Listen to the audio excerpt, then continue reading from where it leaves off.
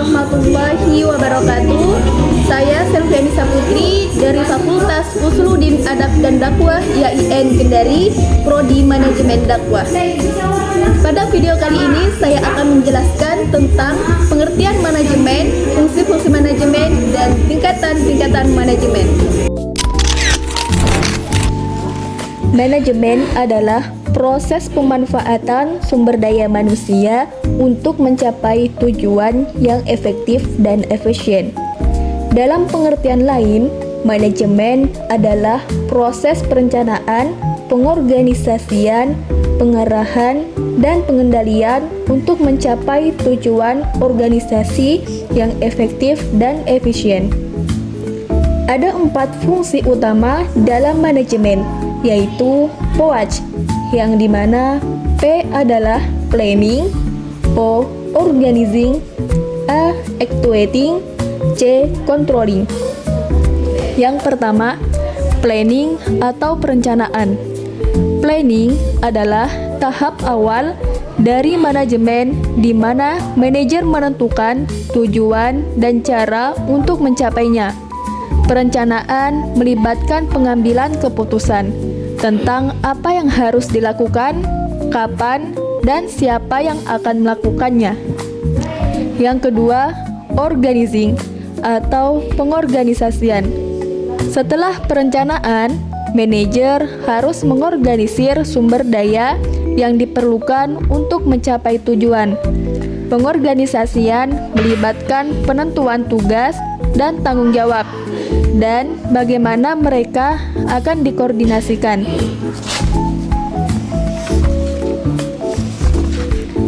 Di dalam organizing terdapat kepemimpinan. Kepemimpinan sangat penting dalam proses pengorganisasian atau organizing dalam manajemen.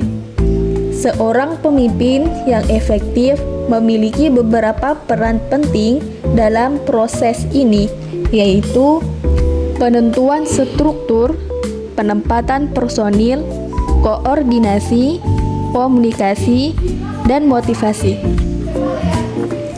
Cara meningkatkan motivasi karyawan, yaitu 1. Memberi penghargaan dan pengakuan atas kerja keras dan prestasi karyawan.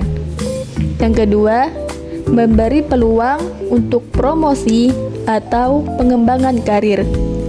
Yang ketiga, menciptakan lingkungan kerja yang positif. Yang keempat, komunikasi yang baik. Yang kelima, memberikan pelatihan dan kesempatan untuk pengembangan diri. Yang keenam, membantu karyawan menentukan keseimbangan. Perlu diingat, setiap karyawan berbeda. Jadi, apa yang memotivasi satu karyawan mungkin tidak akan bekerja untuk yang lain. Jadi, penting untuk mengenal karyawan dan apa yang memotivasi mereka. 6 elemen kunci pengorganisasian. Yang pertama, spesialisasi.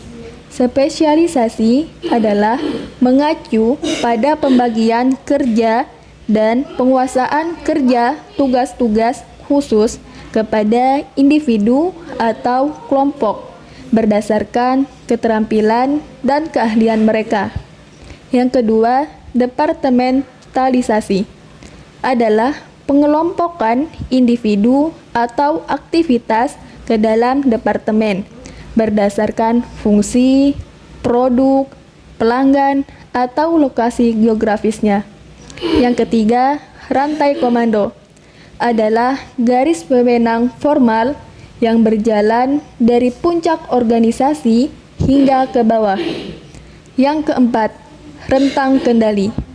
Rentang kendali ini mengacu pada jumlah bawahan yang dapat diawasi secara efektif oleh seorang manajer. Yang kelima, sentralisasi. Sentralisasi adalah sejauh mana otoritas pengambilan keputusan terkonsentrasi di puncak organisasi. Yang keenam, formalisasi. Formalisasi ini mengacu pada sejauh mana aturan, prosedur, dan kebijakan ditetapkan dan dipatuhi dalam organisasi.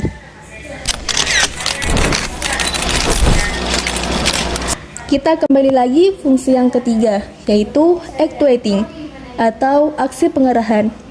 Pengarahan melibatkan pengarahan dan pengarahan staf untuk melaksanakan tugas dan tanggung jawab mereka. Ini juga melibatkan motivasi staf untuk mencapai tujuan organisasi. Yang keempat, controlling. Controlling atau pengendalian.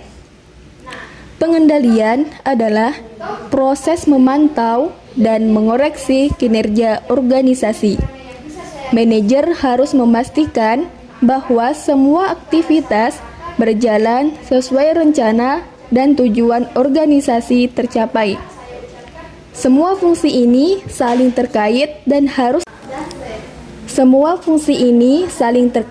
dan harus dilakukan secara berkelanjutan untuk memastikan efisiensi dan efektivitas organisasi. Tingkatan manajemen biasanya dibagi menjadi 3 level: tingkatan atas, menengah, dan tingkat bawah. Mari kita bahas masing-masing. Yang pertama, manajemen tingkat atas atau top manajemen adalah level tertinggi dalam struktur organisasi dan biasanya melibatkan posisi seperti CO, CFO, dan direktur utama, presiden maupun direktur. Manajer tingkat atas bertanggung jawab atas pengambilan keputusan strategis dan menentukan arah dan tujuan organisasi. Yang kedua, manajemen tingkat menengah atau middle management. Manajer tingkat menengah seperti kepala departemen atau manajer divisi bertindak sebagai perantara antara manajemen tingkat atas dan tingkat bawah. Mereka menerjemahkan tujuan strategis menjadi tujuan operasional dan memastikan bahwa tugas sehari-hari dilakukan dengan baik. Yang ketiga, manajemen tingkat bawah atau lower management. Manajer tingkat bawah seperti supervisor atau team leader bertanggung jawab atas pekerjaan sehari-hari dan manajemen karyawan lini depan. Mereka berfokus pada pengawasan dan koordinasi karyawan serta melaporkan kembali ke manajer tingkat menengah. Semua tingkatan ini saling berhubungan dan penting untuk operasi yang efisien dan efektif dari organisasi apapun. Itulah tadi penjelasan mengenai pengertian manajemen dakwah, fungsi manajemen, dan tingkatan-tingkatan manajemen.